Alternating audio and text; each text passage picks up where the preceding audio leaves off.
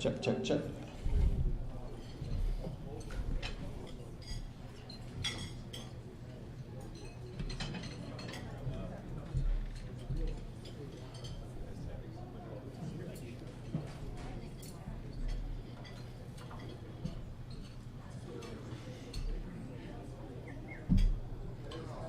All right, ladies and gentlemen, we're going to get started with the program. You can go ahead and keep eating. Seth, stay away from my cake. I haven't gotten to it yet. Okay. Or my salad. I haven't gotten to that either. All right, everyone. Good evening, and thank you for being here tonight. My name is Chris Hess. I'm the Associate Athletic Director here and also the women's golf coach. Before I get to introducing Giandra, I just wanted to congratulate Kate. I see you. I've talked to you and texted. It's nice to see you. I'm glad you're here. Looking through your, just the things that you accomplished as an athlete is just amazing on the national level, and just proud of you. I'm glad you're here with your family, and congratulations to you. Michael, where are you at? Over here. There they are. Michael, again, it's been a while. Just Michael Edison to me was the ultimate competitor, and I would always take Michael Edison on my team. Maybe to a fault. I can remember a time in Florida. We had a game the next day, and we were just out throwing the football around behind the hotel, and the guy dives for a ball into a palm tree. Kind of got tore up a little bit. But you just always been so impressed with your integrity and your character, and congratulations to you. And then Paul and Tanya, just the impact that you guys have made on me and what you've done for this department over the last 20 years, and how you've adopted so many of these kids, and just the impact that you make on them. And Paul, you mean so much to me. And Tanya, I know a lot of times, at least in the coaching realm, coaches' wives, things that they do, the sacrifices that they go through. But you've been a part of it the whole way, and this is truly an honor, for me to have both of you going in there together tonight. Going into the Hall of Fame is a special thing. You guys mean a lot to me, so congrats to all you guys. And now this young lady over here, it's an honor for me to introduce to you Giandra. I'll tell a little bit about the story of how she came to Bethel. It's a God thing, really. I'm trying to remember the timing, and I've been running through this all day in my mind. At some point, her first 2 years in college, G, as she's known, went to Lee University, and Coach Maupin from Lee University came up to me, I think, at the national tournament, at the NAIA tournament, and he said, "Hey, Coach, want to talk to you about Giandra." And I was like, he's like, and I was like, he's like, G. And everybody knew her as G. She was just really respected on the national scene, not for just the way she played, but for the character she had, and a two-time All-American before she ever even got here.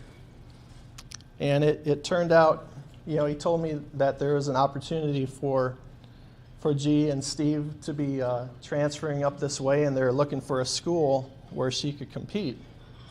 And he said to me, "Do you think there's a spot on your roster for her?" And I looked at him and I said, I'm gonna have to pray about that one. And I think immediately there was a jolt in my heart, and the next line out of my mouth was, "Yeah, God's good with that too." So it was an instant calling. I felt like, yes, we would love to make that happen. The tricky part with that was, I believe, I don't even remember when Steve and G came up for their visit, but one of the questions was, "What's the weather like?" Coming from Brazil, staying in the south mostly, and I did not lie to you, first of all, when I talked about what the winters were like, and she asked if there was snow, and I said there was a little. And the winters weren't bad, but you have to consider the perspective. I grew up in Minnesota. So the winters here at that point were not so bad. And I think she's called me out on that a lot because the winters ever since she got here have been pretty bad. So it was, I don't know if it was a formality for you to get here, but it was truly a blessing to have you in that situation come and join us at Bethel. So once you got here, this is when the fun started. And I've got some notes here. You know, you don't really need to write notes for the people that you love because those notes they're in your mind and they're on your heart. So I do have a lot of that, but I do have some things I wanted to share. Once G got here, in the golf realm, golf is very competitive, but there's also a social aspect to it. I'm going to try to help you a little bit. First tournament, I noticed, you know, you introduce the competitors, they get together and they're typically playing in threesomes and foursomes, and they introduce themselves, and there's G. She's got her hat on, and they're meeting each other, and competitor would shake her hand, or they'd say hi, and they'd say to her, "Hey G, I'm Sally," or whatever. Glasses go on for G, on the hat, over the eyes. They're very friendly. Now she's in game mode. Game face is on because it's time to go. So they're being chatty and friendly. G puts the glasses on, looks at him. No English. And it was over. It was over after that. I might be exaggerating a little bit, but the ultimate game face, the ultimate competitor. Once she got here, we won our first 16 regular season tournaments, which is it's unheard of to do such a thing. She was the ultimate leader right away. Her teammates loved her. She led by example. Ultimate character too. She was just the perfect player that you would want to have as a foundation for your team. 16 regular season tournaments. I think it's a national record. I'm not sure. Out of the 25 tournaments she played in 2 years, we won 20 of them, which is unheard of. National record that first year of 11 wins. And what was nice in that first year is we only had 5 players, and we called them the Fab Five.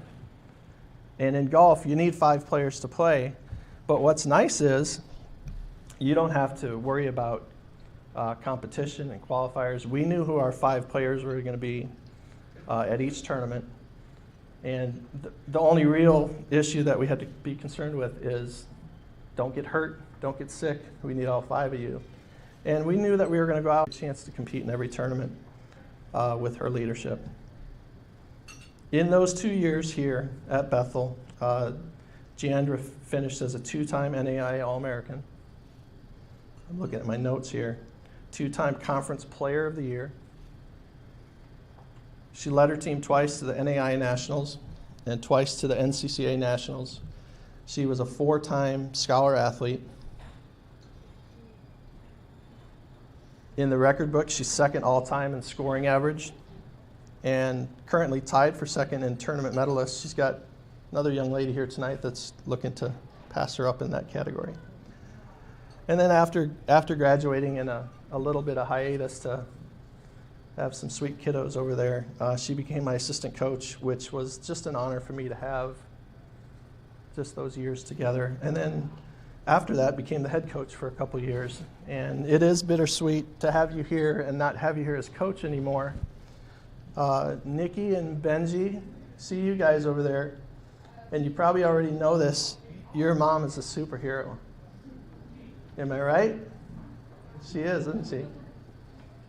And she's my hero, and she's, I think, one of the greatest honors of a coach is to have players that you see grow and make an impact on others, and that's what G does. And I'm so proud to welcome you to the Hall of Fame tonight, and proud to introduce to you Giandra Almeida.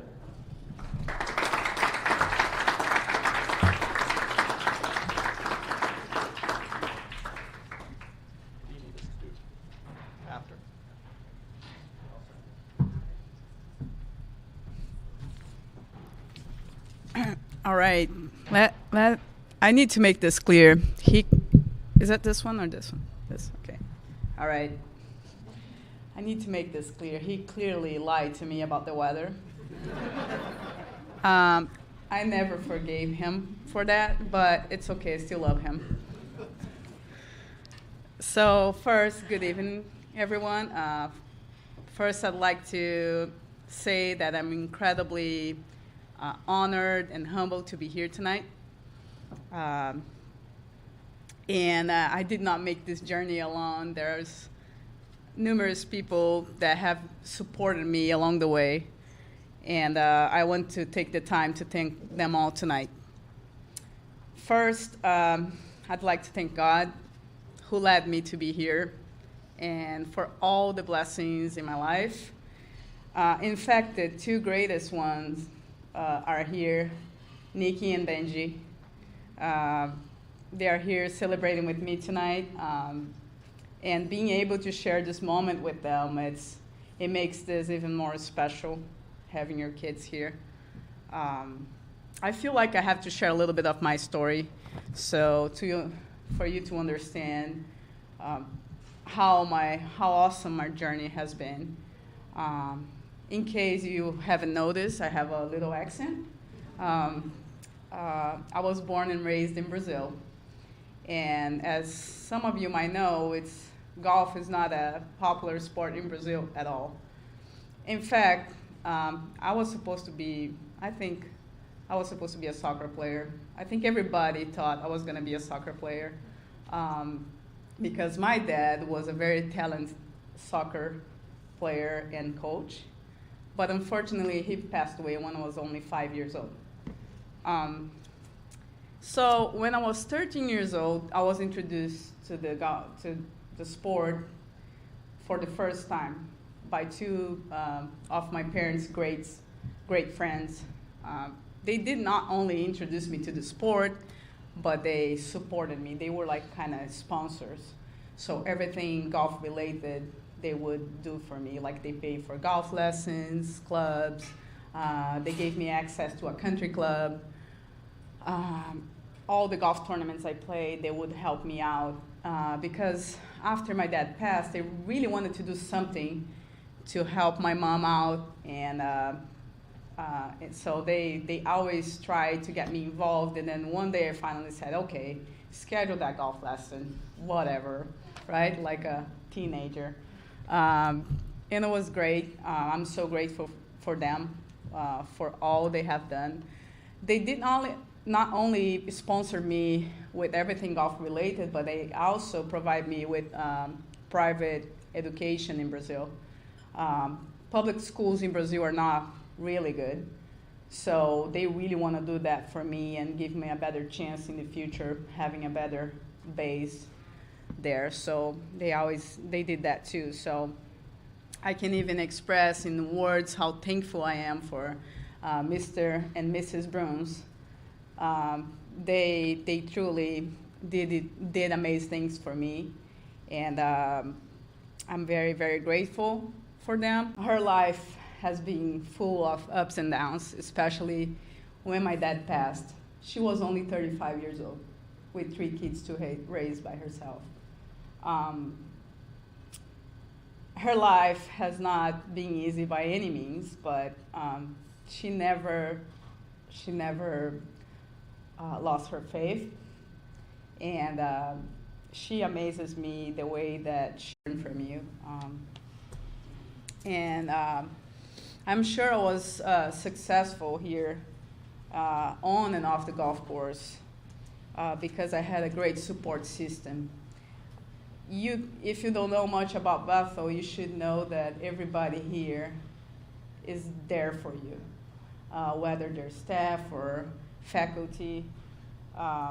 We have amazing professors and staff that are here for you to contribute for you to be successful. I always felt very lucky and blessed to be surrounded by a lot of really great people. And then I just want to thank you all.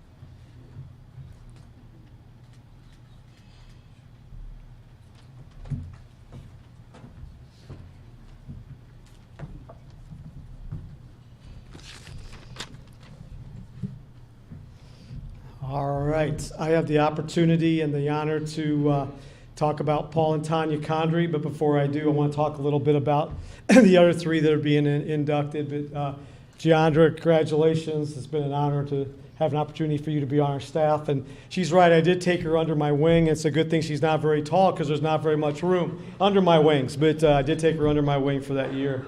But she's done a phenomenal job. And Coach Hess, it's a good thing that the discount rate, the roster size that we work now, the coaches know what I'm talking about. If it would have been the case then with 5 golfers, you'd have been fired back then. So it's really good that we got past that point. Also, congratulations to Kate. I had a great opportunity to work very closely with Kate for many years and recruit her, and just a class person. She ended up going to Marion, where I came from, to get her doctor situation, but wasn't real excited about that since I came from Marion, but that's all right, Kate. I forgive you for that. And then Michael, of course. I already told Michael I had just an honor to coach him for 1 year, and that was just a great year that I had an opportunity to coach him, and I loved it. But I hated the 3 years before that because I coached against him when I was at Marion and didn't win, and that wasn't very much fun. So, but anyway, it was great coaching him for that 1 year. So I want to talk a little bit about Paul and Tanya Condrey, and if you guys know how I do this stuff, I don't write stuff down. 2 reasons: I read it. And the second reason is I can't read it because I can't read my writing. So I don't write very much down at all. But, I've known Paul and Tanya Condrey for many, many years. And they started with their relationship with Bethel in the year 2000. They've started with men's basketball, and now they've branched out where they do our men's and women's basketball games. They do our softball games, our baseball games, and I'm sure I'm probably forgetting something else. Volleyball. Sorry about that, Kate. Sorry about that. But yeah, volleyball games. So yeah, we told him if he had track meets at home, he'd start doing those too, but we haven't had any at home yet, so we'll see what happens. But he's been a long-time partner with Bethel, and just an amazing couple. And I think if I say anything at all about them, I want to make sure I make really clear that this tonight is about Paul and Tanya. This is not Paul getting inducted. It's Paul and Tanya getting inducted. And I got to make that really clear because Paul's the face. I mean, you see him on the scores table. He's the one doing all the broadcasting. But I've come to learn none of that happens well without Tanya. And she's behind the scenes, but she does a phenomenal job. So I want to thank you as well. Paul was always on the bus when I was coaching with Coach Lightfoot. He'd be in the bus asking for my scouting reports. And I really thanked him for that because he had an opportunity to look at those and talk about scouting reports to the listening audience. And I was impressed. Like I said, you could read anything. So that's actually pretty good. Coach Lightfoot never could read it, so it was all right that you could. But yeah, it was really awesome. But just a productive couple. They're a Christ-centered organization with Regional Radio Sports Network. And I can't tell you all that they've given back. They've impacted so many people that have worked for them. And unless you're on the inside see that, you really don't realize it. But they've had so many people. Tanner Camp here's tonight and is one of them. They've impacted so many kids. Had the opportunity to go to their house and have an opportunity to meet with them before the season started this year. And here they are. They're all working out of his house. They're all doing things. I'm like, wow, this is awesome. This is fantastic. So just a hard worker, has done so many things for Bethel. The bottom line is this is their ministry. And I got to make that really clear too. As much as they love Bethel athletics and as much as they're involved in their own situation with work, it's not about that. It's their ministry, and Christ is in the center of everything that they do, and that's why they're successful. Especially Paul and I have had many conversations. We pray before situations, but we've had a lot of conversations over good things and had some challenges along the way.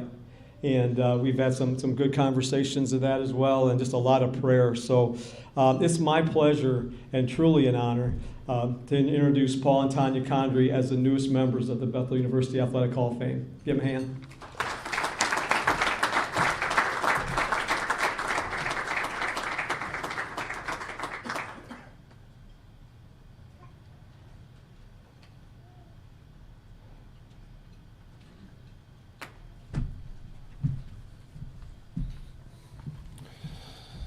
Tanya asked me to speak. I don't imagine why. So many great friends and faces to hear. I'll try to get through this.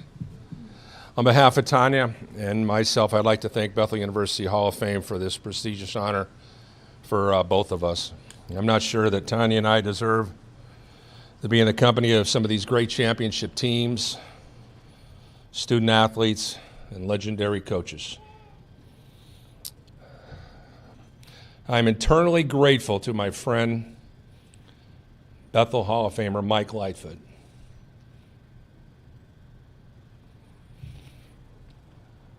Who hired me to do men's basketball right around the turn of the century. I don't know what you thought of me or what the heck that was all about, but some kid from the region in Bethel, it just seemed to be an odd thing, but I can never say thank you enough. One of the greatest privileges in my life has been able to work with Mike and his staff for two decades. A little known secret, Mike and I did something that I've only done with one coach, and he's the only one during the entire course of our career. Every game, we prayed together. We kind of just, if I was having a bad day or he was having a bad day, we talked about everything. When my son was in the Marines, it's going through some difficulty there. We prayed about that, prayed about our kids, we prayed about our families. Thanks, Mike. I love you. I'm also very grateful to my dear friend Tony Natale, who's been sounding board professionally over the course of these many, many years. We've gone through a lot of things together, both professionally and personally. I am forever grateful for the talks, the prayer time that we have shared. And I know Tanya will tell you the same thing. We love you, Coach. Over the course of the last couple decades, I've been blessed to work with some of the greatest coaches in 35 years as a broadcast journalist. One of my favorites is here tonight. He is my brother in baseball, Hall of Famer Seth Zartman. In my humble opinion, he is what Christ wants in a father, son, mentor, coach, and friend. We love you, Coach. And then we have Chris Hess.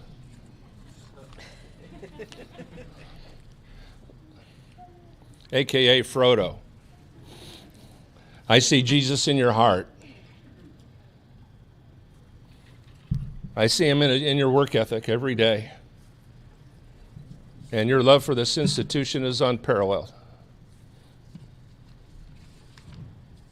You're the heart and soul of this institution.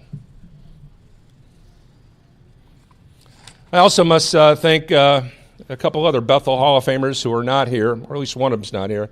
Jody Martinez, who played a pivotal role in our time here. Jody, along with former Bethel women's volleyball coach Kevin Ulmer, for hiring us to do women's basketball and volleyball a couple years ago. We've been blessed to carry on those visions that they had for those respective sports. In addition, Tanya and I have been blessed to be able to work with championship caliber type coaches like Coach Steve Draven. I was blessed to be able to broadcast Steve's games when he was in high school at LaPorte, and Katie Weiss. Blessed to be able to work side by side, and there are many other coaches here too. We've been blessed to be able to work with. A hearty thank you also goes out to my good friend Bill Gates, who's not here tonight, for his longtime support of our broadcasts. We just would not be able to do what we do if it wasn't for him and his financial support. So I want to thank Bill. When I think of some of the student athletes I've been blessed to cover over the course of our time here, it's mind-boggling. Getting to know and become friends with people like Eric Brand, Natalie Young, Rico Swanson, Erica Young, William Walker, Matt and Drew Schaus, Abby Knoll, Justin Masterson, Eric Stoltz, Ryan Lightfoot, Caleb Ochin, the Guevara boys, Evan Pulliam, Corey Stoner, Michael Edison, one of the greatest players of all time, legendary Jack Edison, Tyler Brown, Steve Brown, Coach Scott LaPlace. Those are just a few that come off the top of this bald spot. One of the most gratifying aspects of being the voice of the pilots through all these years has been the positive confirmation we've received from other coaches and athletic directors across the Crossroads League and across the country. Everywhere we travel, we hear things like, you guys do such a great job. You guys are fair, honest, well-prepared, always professional. Kudos to Beutler for making a commitment to do it the right way. Even Crossroads Commissioner Larry DeSimplere sent me a note and congratulated me and wanted to point out that he's one of our greatest supporters and most ardent listeners. It's also been a pleasure to be able to sit next to Coach Mark Gardner the last decade or so. There are only a couple people who I've worked with in my life where there's amazing chemistry when the light goes on, so we love Coach Gardner too. A special thanks goes out to sports information teams over the years we've had here, especially young Andrew Bowen. Andrew will tell you, we don't always agree on everything, and sometimes I can be a royal pain in the butt. But we both do it because we want to put out a great product. And I'll tell you, nobody loves Beutler more than Andrew. I would be remiss if I did not thank our kids for their patience and support through the years. It's not easy on your family, as you coaches know, being away from your kids 4 to 6 nights a week. A couple of our beautiful daughters, Kim and Liz, are here today. Thank you for them. Also excited about the direction we are going collectively as a group with young people like Tanner Camp, who's with us here today. For me personally, I'm going to put it on my side now. For me, this is the 5th such honor for me that I've been recognized by my peers and contemporaries. In 2010, I was inducted into the Indiana Sports Writers and Sportscasters Hall of Fame. In 2018, I got the nod to go into my high school Hall of Fame at Hobart High School. In 2001, I received the prestigious Gary Oldtimer's Lifetime Achievement Award, and recently I was inducted to the Indiana Football Hall of Fame. But this is the first time, and the first one I get to share the spotlight with my best good friend and wife, Tanya Condrey. Ironically, tonight we are celebrating our 28th wedding anniversary.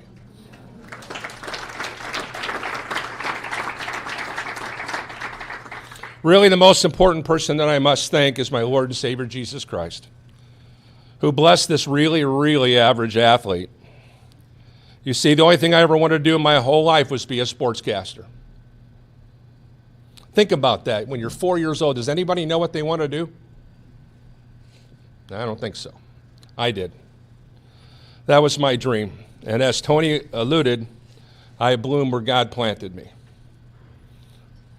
Finally, I would like to close with this amazing poem that I shared recently at my Football Hall of Fame induction. It was from the legendary Bobby Bowden. To have your name up there is greater yet by far. To all the Hall of Fames down here and every man-made star. This crown on earth soon forget the heroes of the past. They cheer like mad until you fall. That's how long you last. I tell you, friend, I would not trade my name, however small, if written there beyond the stars in that celestial hall, for any famous name on earth or glory that they share. I would rather be an unknown here and have. On behalf of Tanya and our family, it has been an absolute honor to be a part of this institution and all this athletes and the coaches.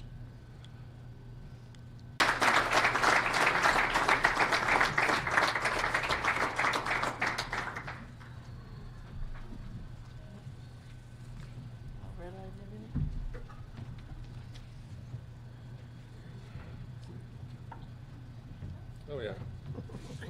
Get the background you paid for.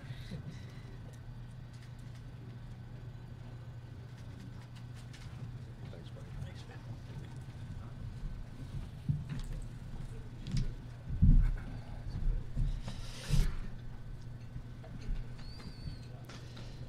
man. First, I would like to recognize the entire Al Beutler Athletic Hall of Fame class of 22. I had the opportunity to spend many long evenings with Paul and Tanya Condrey up in the overlooking the Lightfoot Gymnasium.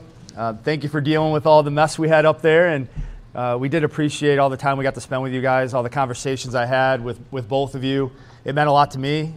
It was always really good experiences and touching moments, just hearing some of the stories from Paul and from everything you guys had. Congratulations. We had the honor of having G join us at the Lehman Athletic Center for a little while. It was a great opportunity for us to have her around and learn a little bit more about her.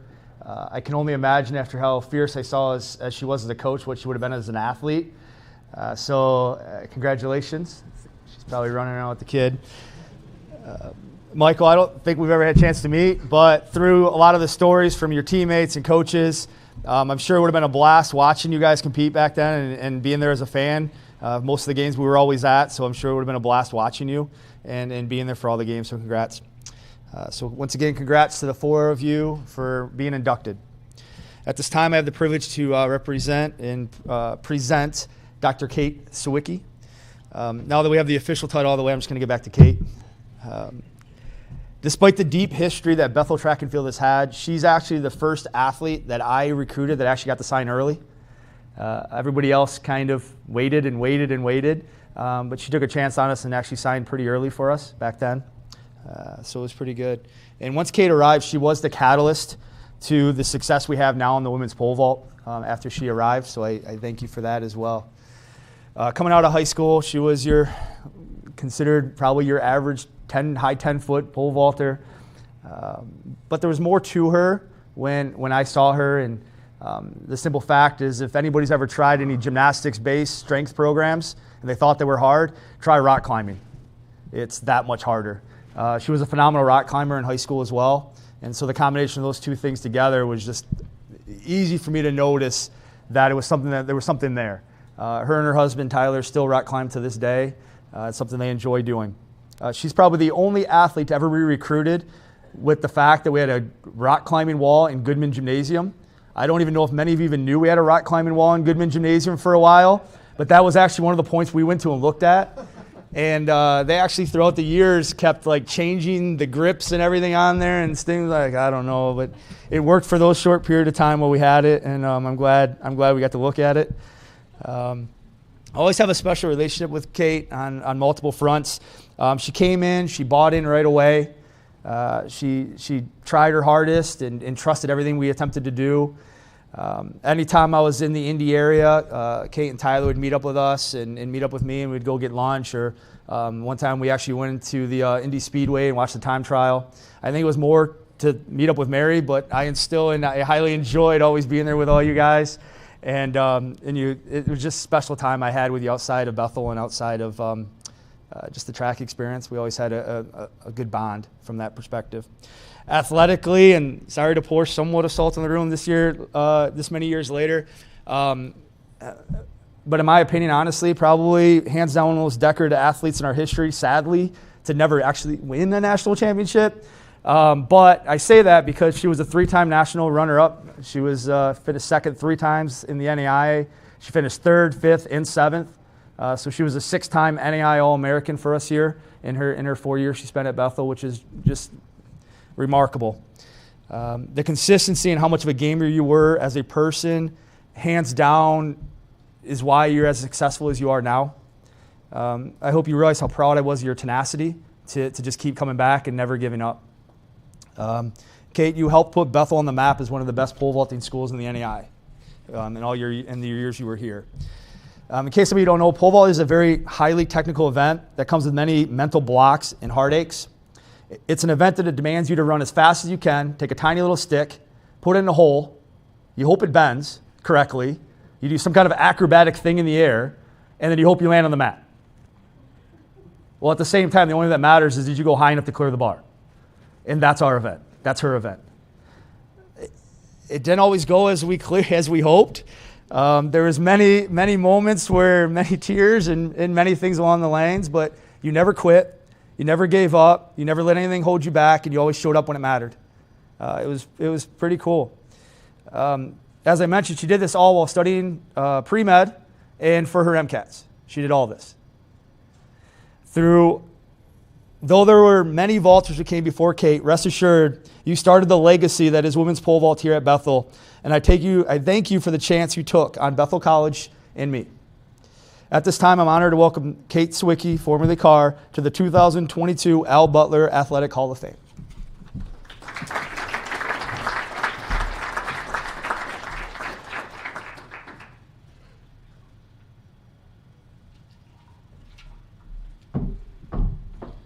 Thank you, Danny, and thank you to everyone who came today. This is a huge honor. I'm so thankful that Tyler and I and our little son Henry back there, who's 6 months, were able to venture out here. We came from Albuquerque, New Mexico, where we live now. And so it's so fun to come back and to see all the changes to the facility and get to see the new facility, the training facility. It's been awesome. It's been awesome to just see all the changes. College they're very formative years for everybody, but I feel like as an athlete here at Bethel, they were huge. They shaped my career, my faith, and so much of my character, just being here at Bethel.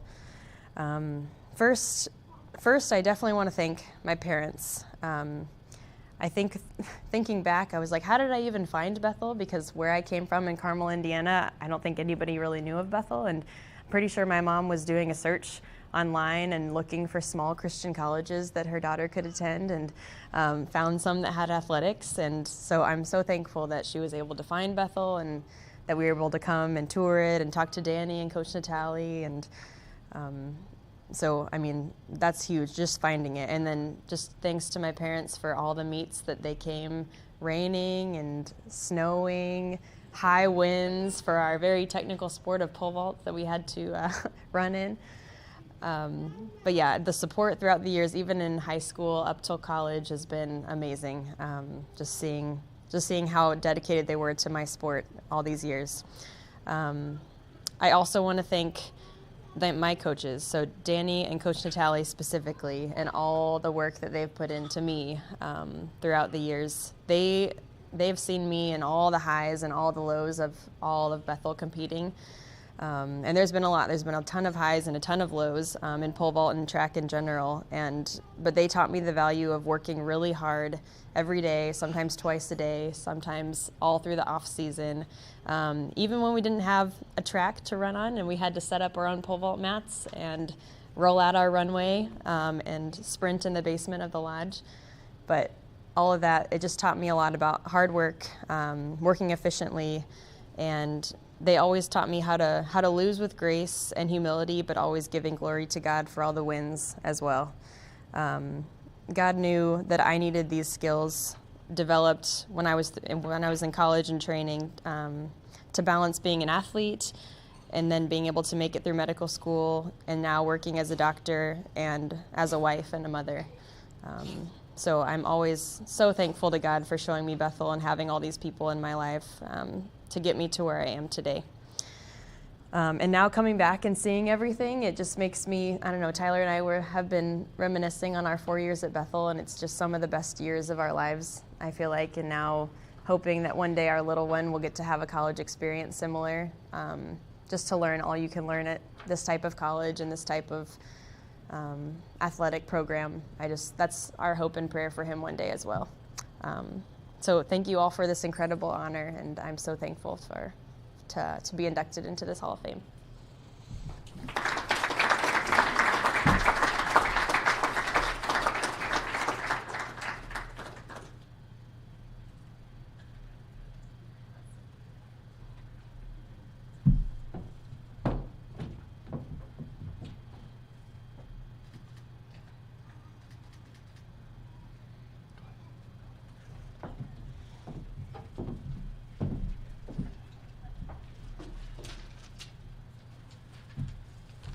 Well, it's a great honor for me also to stand up here. First of all, I'd like to congratulate all the inductees. What an incredible group. I'm amazed at the things that they see. You know, most of the times you say when someone graduates, you have to wait about 10 years to know if that class is going to be successful or not. But in the case of the inductees, they've been successful all along the way as they went through their years here at Bethel and then after. It's just rewarding as a coach to see the success of the athletes that have their names on here. All the time and effort the coaches' wives and the coaches put in is so rewarding when you see their name into the Hall of Fame. It's an honor for me to recognize Michael Edison. This is a unique situation, I think, as I reflect back on being getting the Hall of Fame started. We started it years ago. But I don't think we have a brother, sister, dad in the Hall of Fame. Do we have more than that? No. And to have Jack and Lisa and Michael all in the Hall of Fame, that just says a lot about Jack Edison and Judy Edison and the type of people that they are, that they have brought together a great family. You know, I have something memorized because I invested so much time recruiting Michael. Jack, make sure I'm right on this, 936-7806. That's their home landline. You still have that number?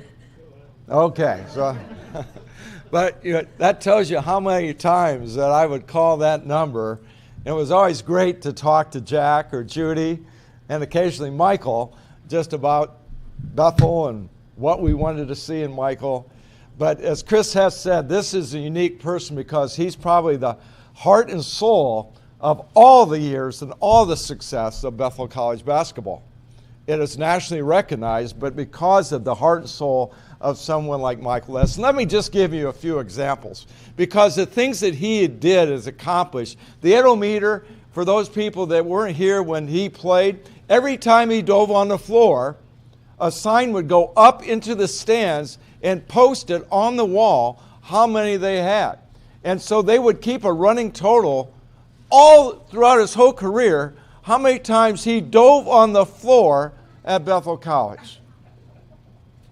Think about it. That's unheard of. Never happened in college basketball at any place, at any school in the history of college basketball. That's Michael Edison. Chris Hess mentioned the time that he made a catch in Florida. We were playing Nerf basketball or football, and he made a catch. And you ever see a palm tree? How they kind of shape out and they break out. You kind of cut them. And on the edges, it's razor sharp. And we threw a ball, and he laid out and caught it, hit the tree, and we all went, oh, no. Michael was knocked out, laying there. Of course, the coaches ran over to him, and when he came to, he asked, did I make the catch? He lacerated his back with about a 14-inch gash, maybe 9 inches. It was lacerated. And I said, Michael, we got to get you to the hospital right now. We got to get you taken care of. It's just laid wide open. But the thing about it, there was tree bark, and there was grass and dirt just ground into it. He said, no, Coach, I'll be okay. His teammate, who cut hair on the side, went and got his scissors and trimmed out the skin. Doctor, you would not like that. Trimmed it out, and we taped it together and let it go. The next night he played. And I looked at that during the game. I could just see blood dripping out through the jersey on the back side. That's mental toughness. Just a couple more. Valparaiso was a big game for us because we wanted to go play the D1. Most of our players wanted to play D1. They kind of looked at Valparaiso as a close D1 school. The night before we played Valparaiso University, Michael sprained his ankle so bad. There's nobody that would have played with that ankle. You couldn't even see his ankle bones. Couldn't even see it. And he played that whole game. He just went and got a bucket of ice, stuck his foot in there, and was mad, and then laced it up and played the next day. But probably the greatest accomplishment that Michael ever had as a mental tough athlete was in the national tournament his senior year. He played against St. Francis here in Whitecamp, and he tore his ACL. That's a career ender, right? You got to have surgery. No, Michael didn't. Michael went and got a brace. and he played in the national tournament run 5 games in 6 days without an ACL. The mental toughness of that man is, there's so many things, Michael, that I learned from you. As a coach, you're supposed to learn, you know, you're supposed to give knowledge. I got knowledge from what you did and who you are as a person. I'm ingrained and indebted for that. And so I just want to say I'm so honored. This is an honor for me to recognize the heart and soul of Bethel basketball, Michael Edison.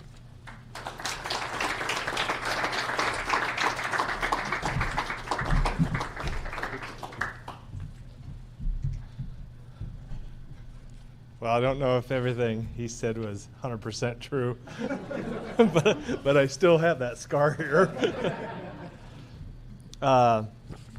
What an honor. I don't know if I have the privilege of going last, if that's best or not, but following all of you is going to be really tough. But first of all, I'd just like to thank Lord and Savior Jesus Christ just for this honor. And as people have been talking, I've been just looking around the room, and there's several of you that I don't know, but just hearing the things that people have said about you really is neat. It's special, and I know that you are, both of you young ladies, younger than me, congratulations. And I know, like when Chris Hess speaks about you, I know Chris, and as I'm looking around, I'm just seeing people that I know and people that impacted me. I mean, I didn't play basketball in college against Seth Zartman, but I played against him basketball in high school. Competitor. Dan and Katie Weiss, they were here when I was here. Sherry Hess, Chris Hess, just the impact that people have had. Dr. Spivey, Derry Prinker, one of my mentors, one of the people that I came and I looked up to, you know, watching him in Goodman draining those threes and thinking I want to be that someday. But I'm getting ahead of myself, okay? Because I have lots of things I can say, lots of things I was thinking. I was jotting notes down, but I'll just kind of start from the beginning. So I might ramble a little bit. I was kind of even keeping track of the time. Okay, what's the appropriate time, you know, of a speech? Because I know people, you know, it's starting to get late. People are like, you know, thank this person, thank that person. It can kind of, you know, start getting old. But I have to start by thanking my family. And as you can see over here, God's blessed us. So my lovely wife and Paul, guess what? 28 years for you, 22 days to the day for us. We share the same anniversary. So my wife and I are celebrating our anniversary tonight with you. But 7 beautiful children that God's blessed us with. My wife has been my biggest supporter I want to say my entire life, but not my entire life. But I met her on this campus. Okay. This was actually one of my favorite places to come to right here because I just loved the food in here and it looks so different. But I just love Bethel's campus. We drove around a little bit beforehand and it's just changed so much, but it just had such a huge impact on me and was just home for me. I remember the first couple years out of, you know, getting a job, had to go to the real world, and I just missed being a college student. I was just so hoping that Coach would get something figured out with NAIA or that we could get another year, because I would have come back. I just wanted to be here. My family, I love my family, all of my kids, my wife. My parents are here tonight. My parents have just been such a rock for me. Just raised me in a way that unconditional love for me, and just so many neat memories with both of you. And I always appreciated my parents' support even when I was playing here because my dad's a coach and he was always coaching. Had games sometimes the same time, and sometimes he'd make it a little bit. He wouldn't make it to all the away games, but sometimes he'd just leave a little note, and actually I have some of those notes saved. Just a note in my car, just tell me that I did a good job, whether I did or didn't. Which I've got some of those stories too, and I had plenty of those where I didn't do so hot. But as I was looking through the list, I was thinking, and I tend to be an emotional person. Okay, so I'm crying a little bit. Don't mean to be. I'm looking through the list, and 4 out of my 5 coaches are in the Hall of Fame. Okay, so I had Coach Gardner, Coach Hess, Coach Lightfoot, and Coach LaPlace for my first 3 years here. And you talk about a group of people that are competitors that are just, I don't know, just tough people, tough-minded. That's them. And all 4 of them, well, 3 of those 4 are in the Hall of Fame, and rightfully so. And then Coach Natale comes along my senior year, and what an amazing person in the Hall of Fame.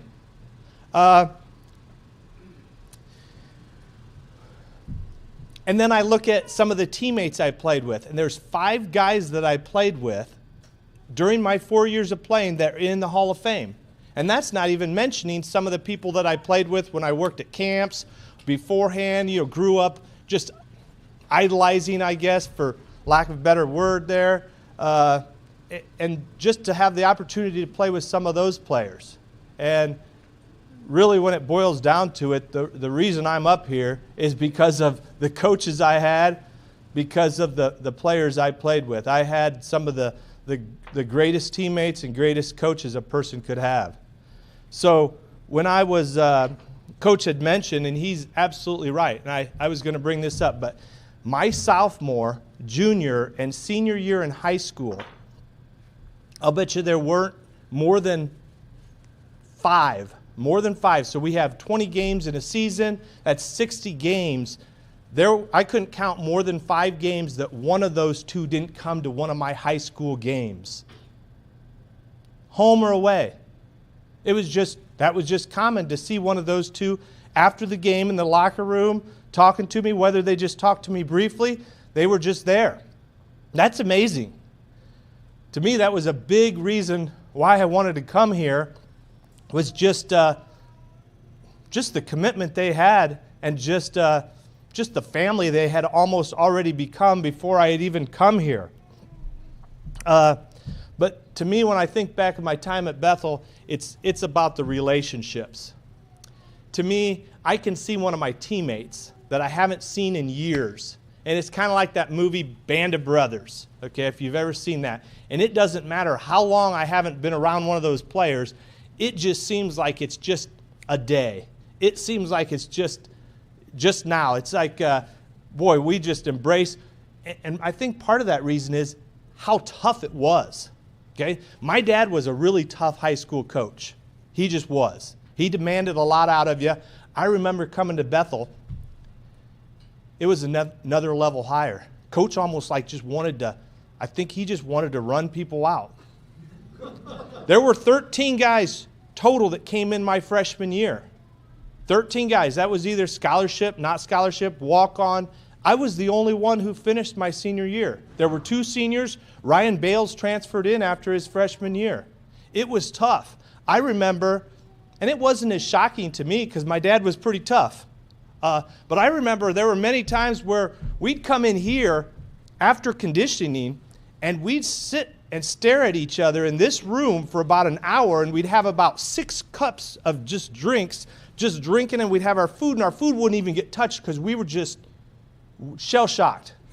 Didn't know what hit us.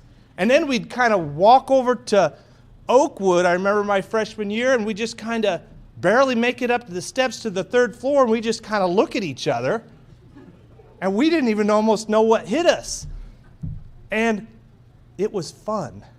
In a weird sort of way, it was fun. And I have coaches to thank for that. The weird thing is, Coach Natale, is that when you came my senior year, Coach put you in charge of some of the running and stuff. And I think you had this idea that you got to be extra tough. And you were like almost, like you took it up another notch, another level. We'd talk afterwards and say, I don't think Coach Natale really understands what he's doing to us. So G was talking earlier, and she said she had the pleasure of coaching for you. I had the pleasure of running for you. I think of Coach LaPlace. The impact, the positive impact that he had on me. First of all, I did my student teaching for him my senior year. So if I turned out to be a good teacher or a bad teacher, I'll have to give credit to you or blame you for that, Coach. But talk about a positive person, a positive role model. That's Coach LaPlace. I asked him tonight right over here, how you doing, Coach? I'm doing great. Because that's how Coach is. Whether he's not doing the best or not, he's always doing great. And he always just encouraged us each and every day. I remember beginning of every practice, Coach Lightfoot give us a little talk, a little pep talk, read a story, something. I can't remember every single one of those. Probably can't remember one. Specifically. It's kind of like a pastor. You know, I go to Napanee Missionary Church. I can't remember specific things, but I remember specific things, Pastor Dave-isms, things that he says. I can just tell you things that Coach Lightfoot said, but I can't maybe remember a specific entire 5-minute clip that he said. But it's just the things that you said really made an impact on me. And there's Coach LaPlace, and right after you were done, guards down here, forwards down here, and he was always excited and ready to go. And I loved practices. And I loved it because you were always energetic, you were always fired up, you always got us going. And practices for me, conditioning in a weird sort of way, I loved it. Okay? And I'd go back and do that again. It's kind of that thing that, you know, that it's just tough. But it's fun when we are in better shape, you know, in that, I was going to say fourth quarter, but it's not the fourth quarter, but the last 4 or 5 minutes of a game, and we can just go longer, and it's all because you two pushed us. And I think of Coach Hess and Coach Gangler, and as I coached myself, I've realized the importance of having an assistant coach that's like almost the fun one, okay? And you and Gangler were the fun ones. You, in that way, you guys would play, you know, pick up games with us. We'd go to Florida. You'd be right there in the mix with everything. And I still had you as that coach, that respect for you as a coach, but you guys were just, it was just a different relationship. And I think that that's part of the success, is that we had that respect for these two and that kind of, oh man, can't cross them. And then we had that fun with you guys. But I think one of the things that helped us be successful was just the toughness that you guys all displayed and the competitive nature. Because looking back, what did you guys do? Almost every Saturday morning, two on two. You guys played 2-on-2. You and Gangler were versus LaPlace and Hess. They never won either. I've heard that. But you guys would be doggone mad. You'd play before practice, sometimes after practice, and sometimes we'd get the brunt of things depending on who lost. But I guess it was always them. But just that competitive nature. And then I think to other things, the things that were behind the scenes that I almost didn't even notice. But in the summer, you guys would I don't know what that's called, staining the whole floor. You guys emulated and showed what it was like to be servant leaders. And you guys did that. And sometimes I think as a college kid, you kind of don't notice those things. But looking back, that's just impressed me with the way you guys have been. So I think Bethel's just been a neat place for me, a special place. I met my wife here. I probably did things on campus that I thought that girls at that time were impressed with that they really weren't. Whether it's swim across the pond in, the dead of winter, or, try to drink a whole gallon of Kool-Aid, or I don't know what else, but I thought those things would impress my wife. It's not impressing my mom right now as I see her putting her hand over her head.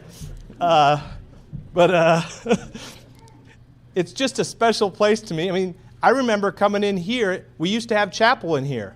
And I can remember Sean Holtgren leading chapel in here Stage used to be right up here, and we set all the chairs up, and then afterwards they broke them down, and then we had meals in here, and I loved the praise and worship. I loved going to chapel. This is just a special place to me, and it holds a special place in my heart. Just the friendly people. I think it was already mentioned. Just the people that say hi and are genuine as you walk across campus. But I have, and I can keep going on and on and on. I have lots of things, but I can cut it short too. But I have some coaches' stories I have to share. Okay, so I remember that first year, I was telling you about it when we were going over to conditioning, and we're conditioning. Okay, and Coach, I think at that time you were probably about 41, 42 years old. I don't know for sure, but that's just a little younger than how I am now. And he would do a lot of the conditioning with us. Okay, so we would do like almost a 15-minute. I'm really thinking I'm serious. A 15-minute series of sit-ups up there on the stage. And you could go longer than anybody, and you acted like it didn't bother you one bit, but I know it had to be hurting you.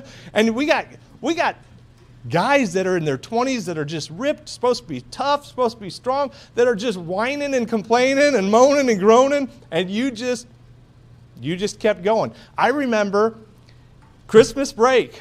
We had a bunch of snow one year, and we came back, and you thought we were out of shape, and we ran this Gaggle Drill. I don't know if any of you know what the Gaggle Drill is, but if you run a down and back, you know you're done at some point. The Gaggle Drill is where you're in the middle of both end lines, and Coach just sits there with his whistle, okay, and you start sprinting as hard as you can, and if you make it to that end, you're done. If he blows the whistle, you got to turn and run the other direction. So you never know when you're done. And he'll pick out certain people, and he'll just watch them, and he'll keep them in that middle. And we did that for a long time. That was tough. But I love the life lessons that Coach taught us. Just about, when I think about Coach Lightfoot, I think of a person who was my coach, and I learned so much about basketball, but I learned even more about life with Coach. Just their servant, Christ-like servant attitude. I remember I asked one of my roommates who was a part of the team one year to, I think it was my sophomore, junior year, hey, I'm going to take a quick nap. Okay, I probably stayed up too late. Okay, wake me up. Wake me up when you head over because we got a bus ride. I remember getting a call. It was from Todd Gongwer, and that's before cell phones. The phone's ringing, and we're supposed to leave at whatever it is, 3 o'clock, and it's like 3:03, 3:05, and I am nervous. Oh my goodness. Hey, where are you at? We're all on the bus. So I'm sprinting across campus, and I'm thinking to myself, oh no, and I get on the bus, and Coach doesn't even look at me. He's just looking straight ahead. I'm like, oh no. And I get on the bus, and all the guys are kind of smirking just a little bit. And as I'm riding over to Goshen, I'm thinking to myself, I have to play well. I have to really focus in. I have to play well. One of my worst games, Coach. So I always appreciated Coach's forgiveness. Here's kind of the mentality, though, that we had at Bethel, and that's because of our coaches. And that's, we were coming back from, okay, and this is, I don't know, it might have been my senior year. No, it wasn't, because we had a transfer who came in. I think it was my junior year. And we hadn't lost up to that point. And it's into conference season, and we had lost. And a lot of us are not happy. We are very upset. And there was one player who had transferred in that sitting at the back of the bus and says, I don't know what everybody's so upset about. Last year at this time, we would have lost like a dozen games by now. And I said to him, hey, we don't lose here. That's just not the mentality. That's not what we do. And I think he kind of thought, well, it's not that big a deal. But to us, to coaches, it was a big deal. Okay?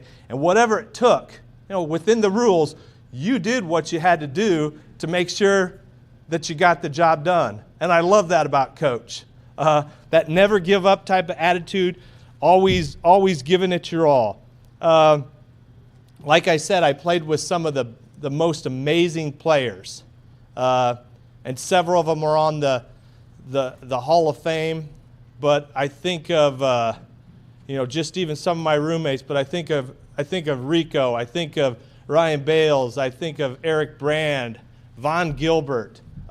Someone who's in the Hall of Fame probably more for baseball, but is amazing basketball player in person, Eric Stoltz.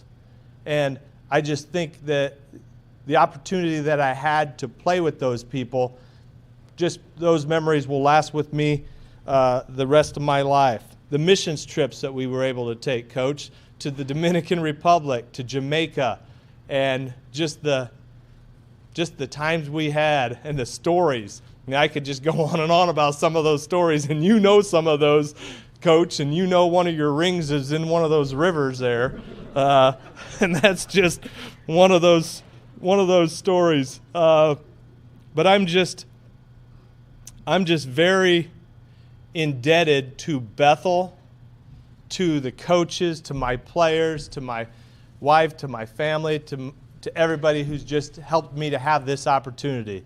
I've loved it. I've really loved it, and I've really missed it. And I was even watching some TV last night, and I actually thought of you, Steve, because I didn't know exactly, but they're talking about Jordan Poole. They're talking about Steph Curry and their free throw percentage, and I'm thinking, hey, I think you topped them, and here we are. Those of you who don't know, I think he led the nation in high school free throw percentage, and probably better than Steph Curry. So when I think about some of the people I've just been able to rub shoulders with or be involved with or be around, I'm humbled. I'm humbled to have had that opportunity. Here I just wrote in closing here some of the top 10. I wrote top 10 things that I miss most about Bethel, and number 10 is every other Thursday. It wasn't like this. This is amazing in here, but they had chicken tenders, okay? And we would generally sit back there, and we were one of the last ones in here, and we at times, I hope they aren't listening right now, we at times would take them out of here because they were so good. So we'd wrap them up in our napkins and take them back to the dorm room with us. Number 9 would be sprinting across campus after dropping my girlfriend, my wife right now, off at one of the dorms, the girls' dorms, and sprinting back across to try to swipe my card before curfew hit. And it's no wonder I'm taking a nap and then missing the bus.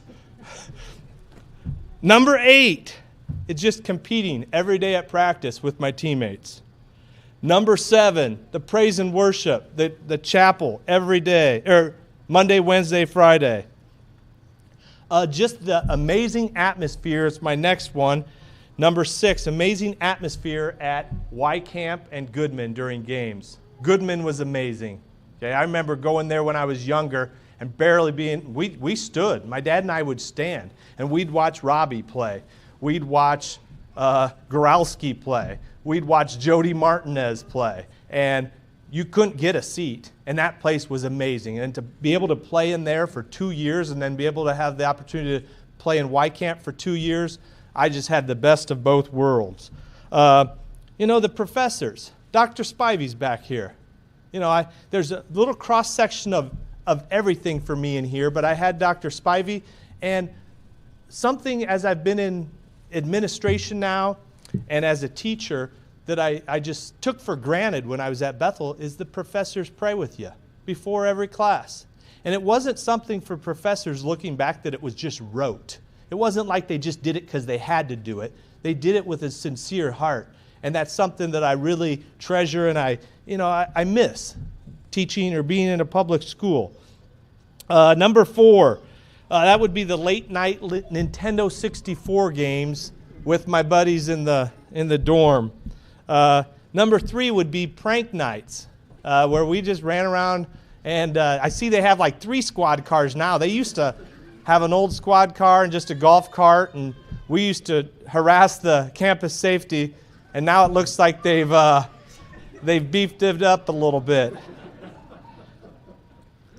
Number 2 would just be the late night talks, and it could be with anybody. Everybody from my freshman year, Dave Slater, to whoever the RD was at that time, or just the guys. Just those late night talks were just awesome.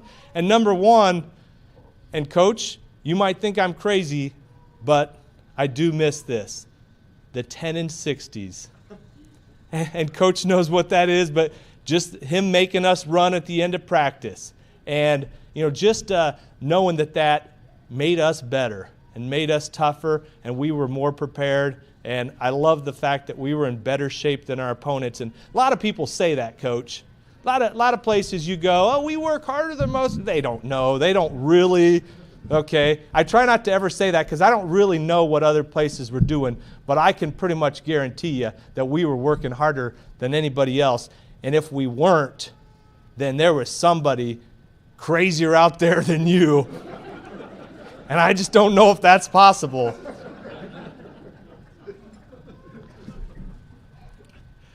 So I know I rambled a lot.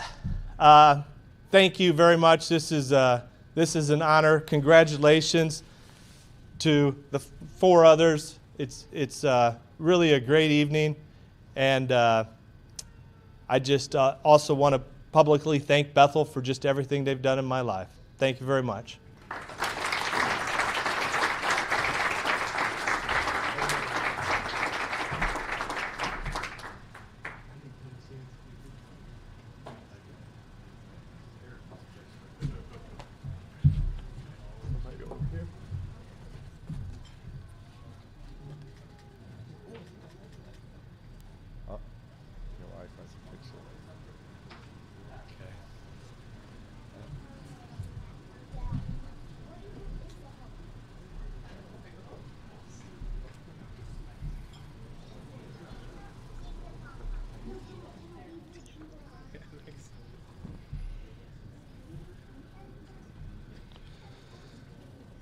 Michael, you're amazing. That was awesome. Do you have some more? You can come up and share some more. You probably do. No more. No more. Yeah, that was great. Just an announcement before we close in prayer. We were going to do a ceremony over hanging the plaques tonight over in the championship lobby in the Hall of Fame, but we've got some activity over in that building tonight, so we're not going to do that. But if we can do some pictures here afterwards, of course, just take your time and enjoy some fellowship together. So let's close in prayer. Heavenly Father, we thank you for the gift of today. We thank you for this school, the people here. We thank you for this amazing class of inductees, of Hall of Famers. Most of all, Lord, we thank you for your son and just the opportunity to serve you. We thank you for blessing us with people to love, and for stories and coaches that impact athletes and athletes that impact coaches. And we thank you for this family. Again, we thank you for the gift of today, and we love you. It's in your name we pray. Amen.